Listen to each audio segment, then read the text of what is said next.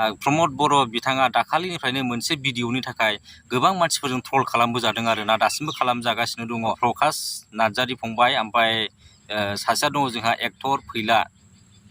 दा बिथांमोना मा बुंदों बेखौ आं उनाव सावरायगासिनो दङ। ओमफ्राय बिनि सिगां बे एक्टर जन काजि नार्जारीनि भिडिअखौ नायना लाग्रोनि।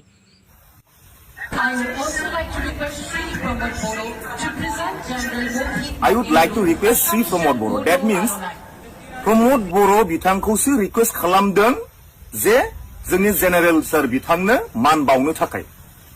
स' बेवहाय जोङो मोनब्रै मोनथाम सेन्टेन्सआवनो जों बुजिखायो। स' बेवहाय जोङो फुल भिडिअखौ नायनांगौ दरखारानो गैया। नोंगौ थिगैनो दङ, बे आदा बुंनाया गासिबो थिगैनो दंजोबो। मानो होनना बुङोबा बेवहाय साउन्डआ क्लियारखा आरोना।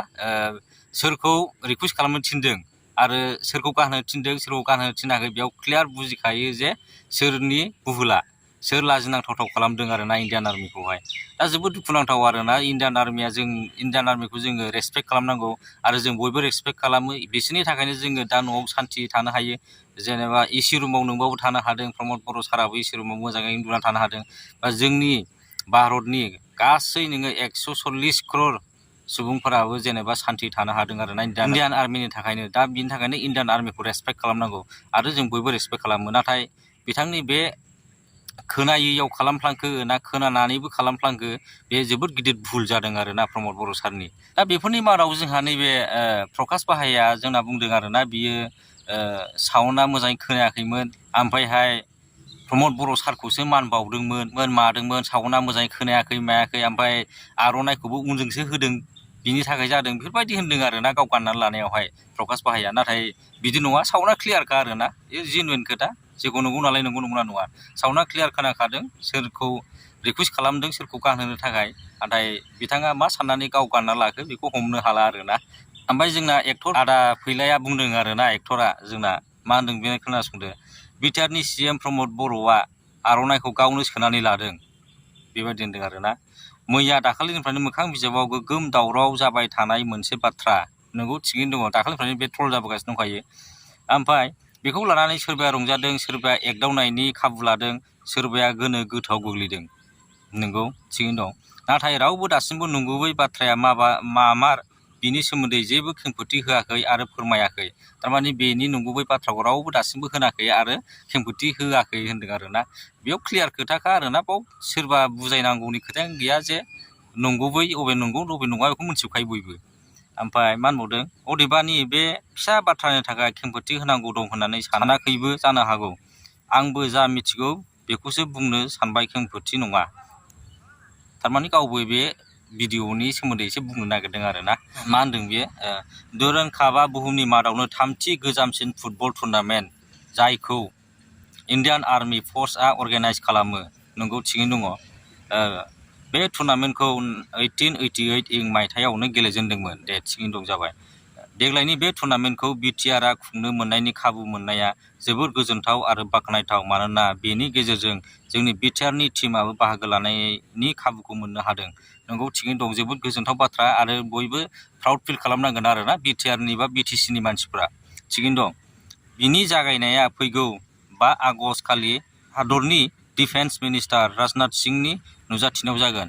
आरो मा बुंबावदों, थारैनो बिनि गेजेरजों जोंनि ओनसोलाव थानाय लाइमोन फुटबल गेलेगिरि बिथांमोनहा गेलेनाय आरो दावगानायनि थुलुंगाखौ मोननो हागोन। नोंगौ थिगैनो दङ, मोननो हाखागोन। बिनि थाखाय बिटिआरनि CM बिथां प्रमद बर' सारखौ जों साबायखर बावथारनांगोन।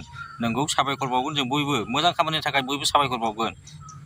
नाथाय जों आथिखालाव मायाव बेस्थ', सुबुंनि सानस्रि आरो खामानिखौ साबायखर बावनो नागारै नंखाय मोनसे भिडिअ' क्लिपखौ लानानै ट्रल। सैथोआ मा बेखौबो नागिरासै, बुजिनोबो नाजायाखिसै। थारमाने बेवहाय मा मोनसे नंखाय खोथा होन्दों आरोना।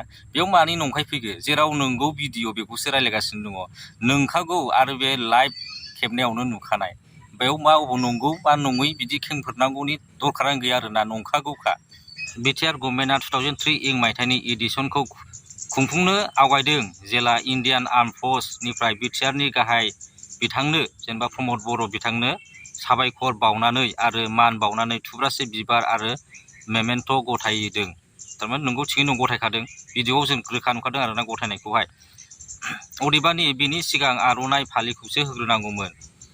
बा सोग्रोनांगौमोन आरोना नाथाय बिदि जायासै जायनि जाहोना जाबाय आर्म फर्सनि जायखिजाया सुबुङानो ड्रेसाव थायोब्ला गुबुननि गोदोनायाव जेबो होनो मोना बियो बिसोरनि डिसिप्लिन आं बुंनाय नङा आंनिफ्रा बुंनाय जेनेबा आर्मि ड्रेसाव थायोबा गावसिनि ड्रेसाव थायोबा रावबो मानसिनो बिसोरो माला बा आर'नाइ गानहोनो मोना जाहैदों नोंगौ थिगैनो दं जेला बिदि खालामनो हागोन जेनेबा गावबा गावनि डिसिप्लिन नंगौना नङा थिगैनो दङ सोनो मोना बेखौ बुजिबाय जोङो सोनो मोना आर्मिया जेनेबा प्रमद बर'नि गोदोनायाव आर'नाइ सोनो मोना बा बिबार सोनो मोना बेखौ बुजिबाय थिगैनो दङ अदेबानि भिडिअ'आव नुनो मोन्दों आर'नाइ दोननाय आइजेंखौ हिन्जावसाया प्रमद बर' सारनि फारसे आवगायहरदों जायनि थाखाय आर'नाइखौ गावनो हानहरदों आरो बेखेवनानै गावनो सोना लादों भिडिअ क्लिपआ बेखौनो बुंदों थारमाने आर'नाइखौ हिन्जावनिफ्राय हानहरनानै गावनो लादों गावनो बेखेवनानै गावनो गानदों आरोना आरो बेयो क्लियार खोथा जेनेबा भइसआ क्लियार फैखादों आरोना